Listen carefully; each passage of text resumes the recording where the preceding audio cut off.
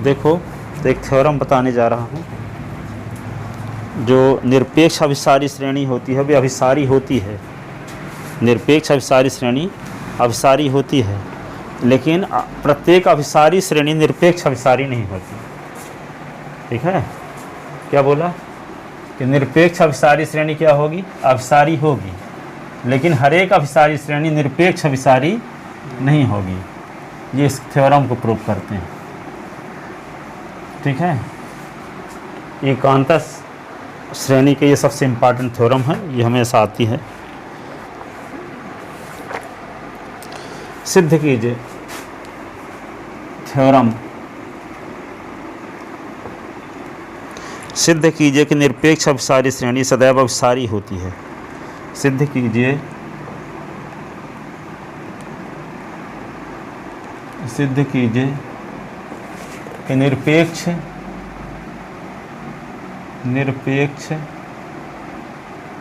अभिसारी श्रेणी सदैव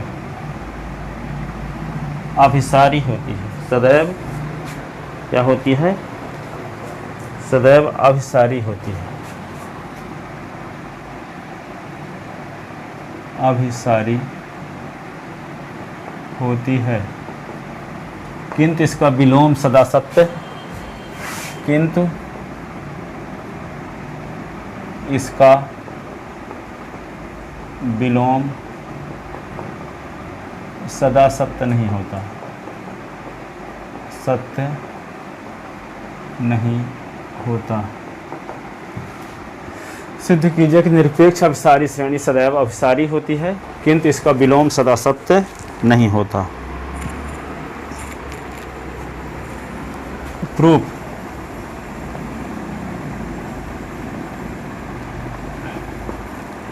माना सिग्मा मॉड ऑफ UN एक निरपेक्ष अभिसारी श्रेणी है। एक निरपेक्ष अभिसारी श्रेणी है। निरपेक्ष अभिसारी श्रेणी है। ठीक है, तो हमें सिद्ध करना है कि यह अभिसारी श्रेणी होगी। तब हमें सिद्ध करना है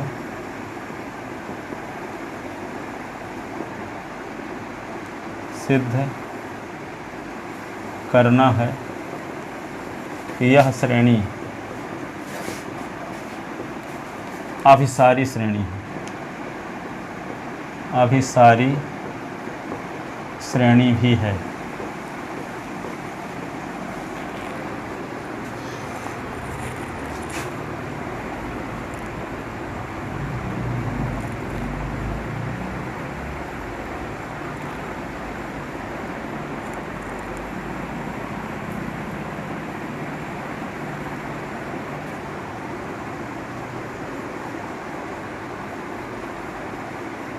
तो चूंकि श्रेणी सिग्मा UN एक निरपेक्ष अभिसारी श्रेणी है, एक निरपेक्ष अभिसारी श्रेणी है, तो अभिसारता के लिए अभिसारिता के लिए कौशी अभिसरण सिद्धांत से कौशी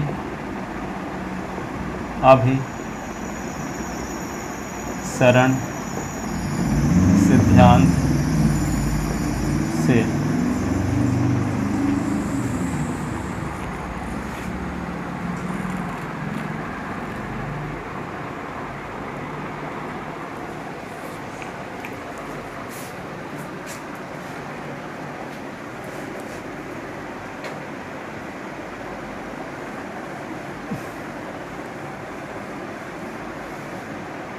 थोड़ा सा ये क्या लिखा गया है, इसको जो मॉड लगाए हैं तो इसको हटा दो। अभी क्या लिख लो, माना सिग्मा यूएन एक निरपेक्ष अभिसारी श्रेणी है। तो हमें सिद्ध करना है कि यह श्रेणी अभिसारी श्रेणी है। तो चूँकि सिग्मा यूएन एक निरपेक्ष अभिसारी श्रेणी है, इसलिए इसको भी मिटा दो। इसलिए इस श्रेणी के सभी पदों के निरपेक्ष मानों से, इसलिए इस श्रेणी के सभी पदों के निरपेक्ष मानों से, निरपेक्ष मानों से बनी श्रेणी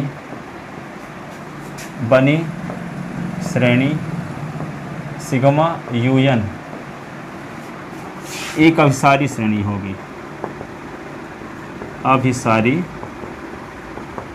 श्रेणी होगी। इसलिए इस श्रेणी के सभी पदों के निरपेक्ष मानों से बनी श्रेणी सिग्मा मॉड ऑफ यूएन एक अभिसारी श्रेणी होगी। तो अभिसारिता के लिए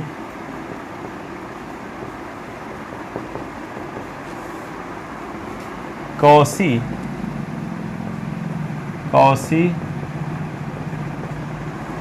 अभिसरण सिद्धांत से, अभिसरण सिद्धांत से प्रत्येक एप्सिलॉन ग्रेटर देन 0 के संगत एक धन पूर्णांक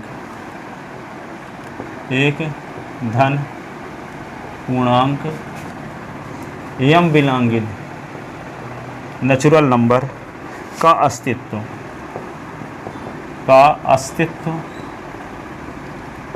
इस प्रकार से होगा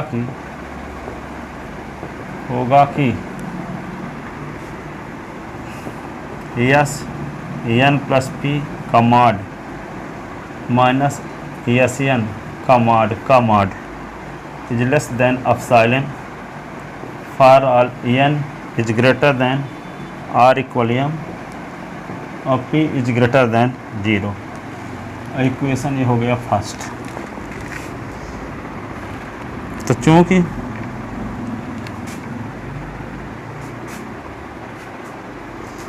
अब इसी को क्या लिख सकते हैं, 1 से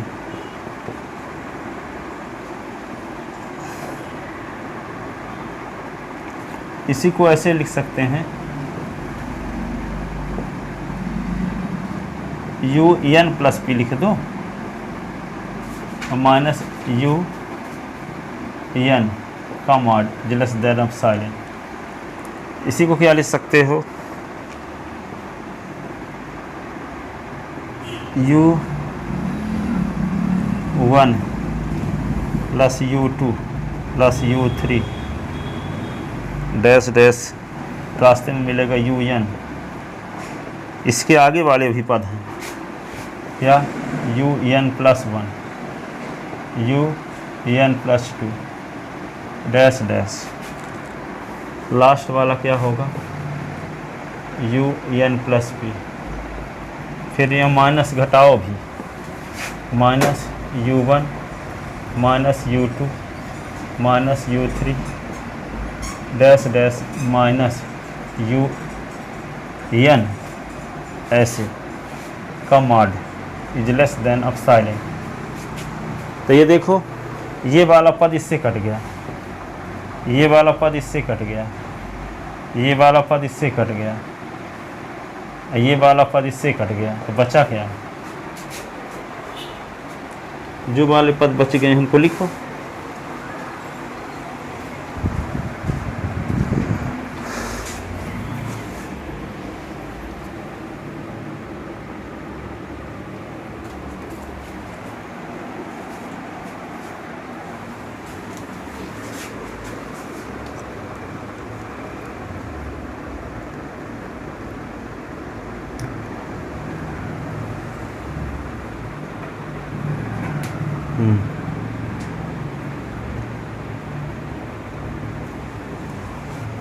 अब ये जब कट गया तो बचे क्या, जो कटे हैं बचे हैं उनको लिखना है।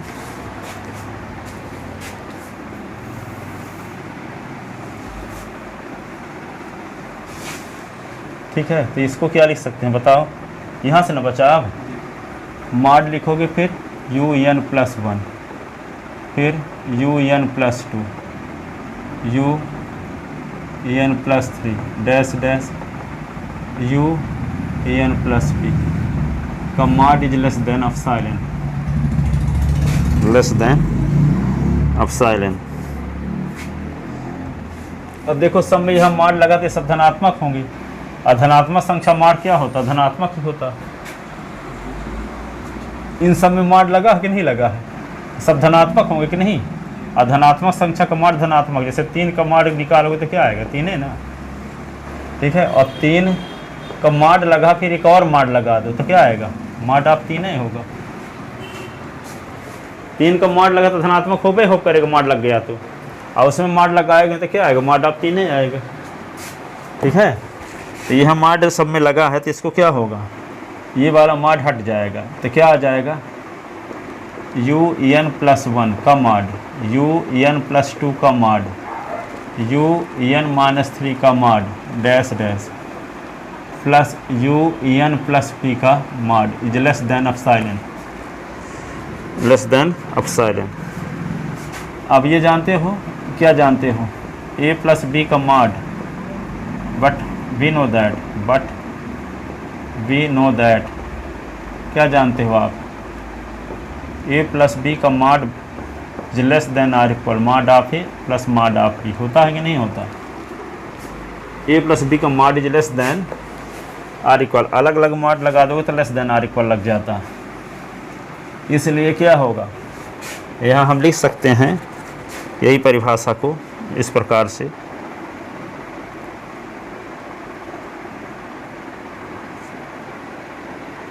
इस प्रकार से लिख सकते हैं, UN+1 plus UN+2 plus UN+3 plus dash dash UN+P, UN+P का mod is less than or equal, अलग अलग मॉड, UN+1 का मॉड, UN+2 का मॉड, UN+3 का मॉड डैश डैश UN+P का मॉड। यहाँ हम देख चुके हैं स्टेटमेंट फर्स्ट से, देखो ये सेकंड हो गया मान लो, तो इसका मान क्या है, लेस देन एप्सिलॉन, तो ये किससे छोटा है, एप्सिलॉन से छोटे हैं, less than epsilon from second. देखो इसमें अलग अलग मॉड नहीं लगा है, इसमें अलग अलग मॉड लगा देंगे तो लेस देन आर इक्वल लग जाएगा, ये इसे अलग अलग लगा दिए तो, पर ये बात, ये वाली वैल्यू आपको दिया है तो है, ये छोटा है एप्सिलॉन से, तो ये छोटा है किससे, एप्सिलॉन से लगा दिए सेकंड स्टेटमेंट। इसी को क्या लिख सकते हैं, इसी को ये लिख सकते हो UN+1, UN+2, UN+3 dash dash UN+P का mod is less than epsilon, less than epsilon आ गया ये, for all n is greater than m और p इज ग्रेटर देन 0, ये आ गया। अब इसी को क्या लिख सकते हो,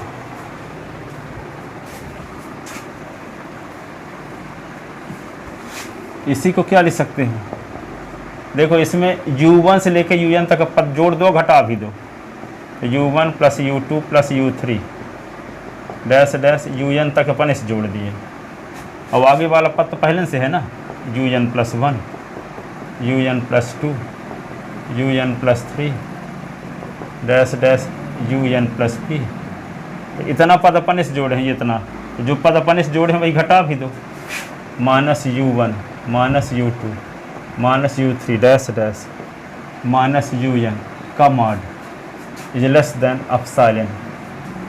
अब ये क्या हो जाएगा, इसको लिख सकते हैं UN+P और माइनस UN का mod is less than epsilon.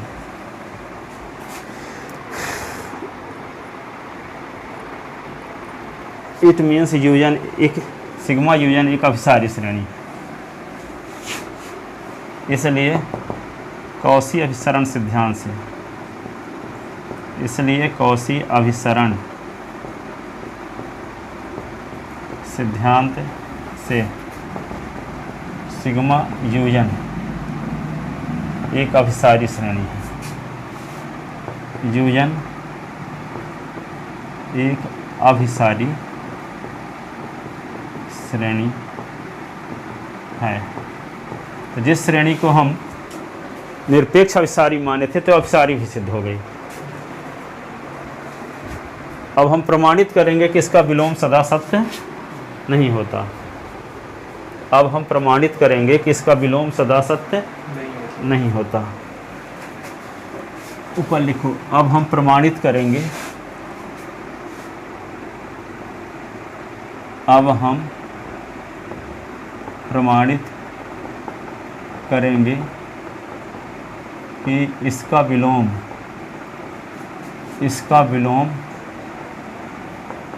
सदा सत्य नहीं होता।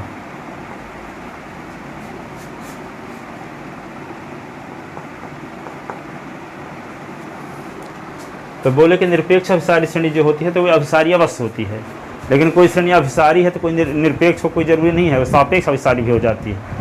कल दिखाएं, जो श्रेणी निरपेक्ष अभिसारी जो निरपेक्ष अभिसारी है तो अभिसारी होती है, लेकिन कोई अभिसारी श्रेणी है तो वह निरपेक्ष अभिसारी नहीं होती, सापेक्ष अभिसारी भी हो जाती है कि नहीं? क्यों कि निरपेक्ष मानों से बनी श्रेणी क्या हो गई? यदि अभिसारी हो गई तो दी गई श्रेणी क्या होगी? प्रतिबंधी अभिसारी हो जाती है, निरपेक्ष अभिसारी नहीं होती। निरपेक्ष अभिसारी कब होती है? जब निरपेक्ष मानों से बनी श्रेणी भी अभिसारी हो जाए। ठीक है, अब हम प्रमाणित करेंगे कि इसका विलोम सदा सत्य नहीं होता, अर्थात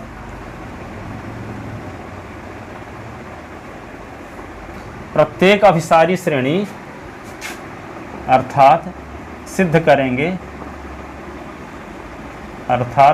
करेंगे कि प्रत्येक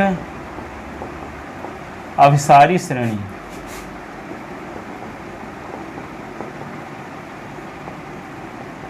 निरपेक्ष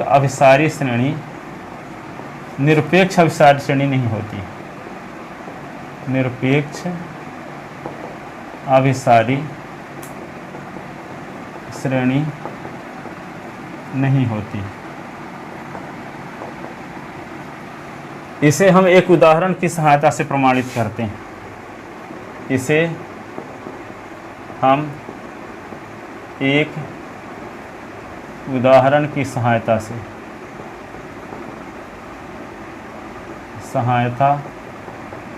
से प्रमाणित करते हैं, प्रमाणित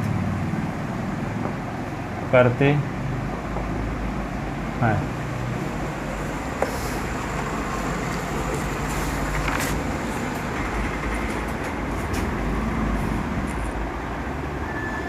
sigma UN is equal to, एक सीरीज लेते हैं, 1 - 1/2 + 1/3 -1/4 प्लस डैश डैश। तो इस श्रेणी में हम देखते हैं, कि इस श्रेणी के सभी पद एकांतर क्रम में क्या है? धनात्मक व ऋणात्मक है, है नहीं? इस श्रेणी के पद एकांतर क्रम में धनात्मक व ऋणात्मक है, धनात्मक व ऋणात्मक है। अब इसका आगे वाला जो पद है इस श्रेणी का UN+1 वो छोटा है R = UN से, आगे वाला पद छोटा है पीछे वाले पद से। For all n belong in natural number, अर्थात श्रेणी क्या है? एक दृष्टि ह्रासमान श्रेणी है, अर्थात श्रेणी एक दृष्टि ह्रासमान है। साथ ही क्या है, इसके n पद की लिमिट निकालें। तो तीसरा, limit n tend to infinity un, तो limit n tend to infinity, n पद इसका क्या होगा, -1 की power n plus 1 upon n।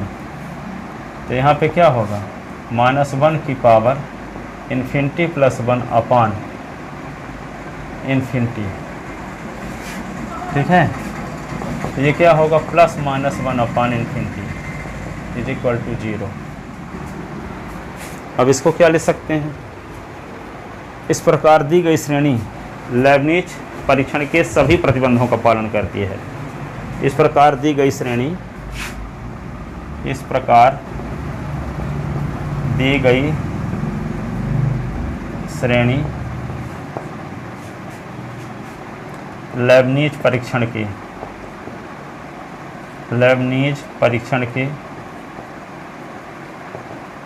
तीनों प्रतिबंधों का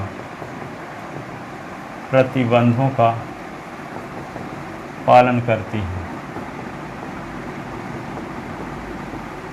तो जो लेबनिज परीक्षण के तीनों प्रतिबंधों का पालन करती है वह श्रेणी क्या होती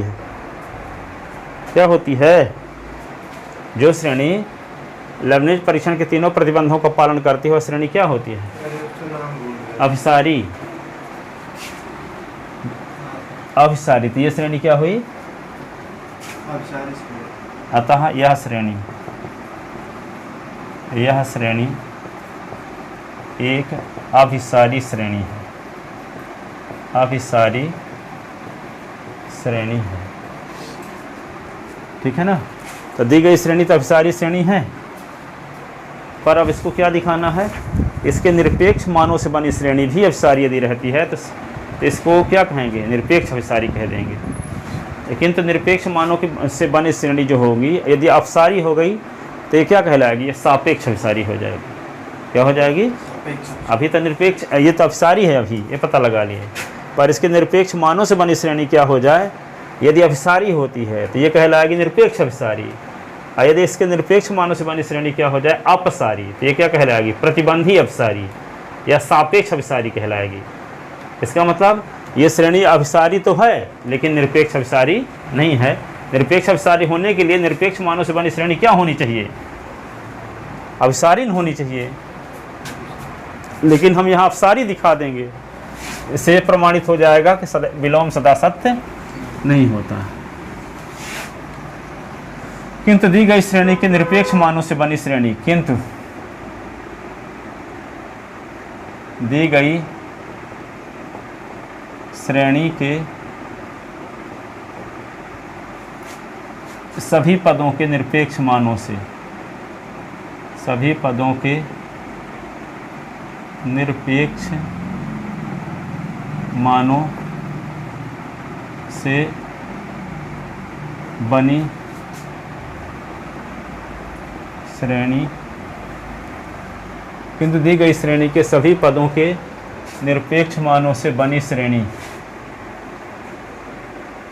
sigma mod of un is equal to 1 + 1/2 + 1/3 + 1/4 + 1/5 dash dash. इसको क्या लिख सकते हैं, जिसका जन्मा पद, इसको लिख सकते हैं sigma mod of un is equal to sigma 1/n, 1/n की तुलना पी श्रेणी सिग्मा 1/n की पावर p से करने पर क्या आएगा, p का मान। यहाँ n की पावर 1 है, यहाँ p की n की पावर p है, तो p बराबर 1। अतः p श्रेणी परीक्षण से, अतः p श्रेणी परीक्षण से sigma mod of UN 1/n एक अपसारी श्रेणी है, अपसारी श्रेणी है, इसलिए दी गई श्रेणी सापेक्ष अभिसारी श्रेणी हुई। इसलिए दी गई श्रेणी सापेक्ष अभिसारी या प्रतिबंधी अभिसारी, प्रतिबंधी अभिसारी, प्रतिबंधी अभिसारी, ठीक है, निरपेक्ष अभिसारी नहीं है। यदि अभिसारी श्रेणी को हम निरपेक्ष अभिसारी दिखा देते तो इसका मतलब विलोम भी सत्य है, लेकिन अभिसारी श्रेणी को हम निरपेक्ष अभिसारी श्रेणी दिखाने में असमर्थ हैं। क्यों? क्योंकि ये सापेक्ष अभिसारी आ गई। निरपेक्ष मानों से बनी श्रेणी क्या आ गई होती है? अभिसारी। तो दी गई श्रेणी क्या कहलाती? निरपेक्ष अभिसारी। लेकिन निरपेक्ष मानों से बनी श्रेणी पी श्रेणी परीक्षण से क्या हो गई? अपसारी हो गई। इसका मतलब दी गई श्रेणी क्या है? सापेक्ष अभिसारी है। दी गई श्रेणी सापेक्ष अभिसारी या प्रतिबंधी अभिसारी है, ठीक है, निरपेक्ष अभिसारी नहीं है। तो वही तो कहता है कि हर एक अभिसारी श्रेणी निरपेक्ष अभिसारी नहीं होती, लेकिन हर एक निरपेक्ष अभिसारी श्रेणी अभिसारी होती है, ठीक है। अतः प्रमाणित हुआ, अतः प्रमाणित हुआ कि प्रत्येक अभिसारी श्रेणी, प्रत्येक अभिसारी श्रेणी निरपेक्ष अभिसारी नहीं होती, अभिसारी नहीं होती। इस प्रकार अतः प्रमाणित हुआ कि प्रत्येक अभिसारी श्रेणी निरपेक्ष अभिसारी नहीं होती। इस प्रकार हम कह सकते हैं कि दी गई प्रमेय का विलोम सदा सत्य नहीं है। इस प्रकार हम कह सकते हैं कि दी गई प्रमेय का विलोम सदा सत्य नहीं है। प्रमेय का विलोम सदा सत्य नहीं है। दी गई प्रमेय का विलोम सदा सत्य नहीं है, ठीक है ना। अब क्या बताएंगे? सांतत्य का परीक्षण, अवकलनीयता परीक्षण और रोल्स थ्योरम, ठीक है। सांतत्य का परीक्षण, अवकलनीयता परीक्षण और रोल्स थ्योरम। फिर परसम मध्यमान प्रमेय।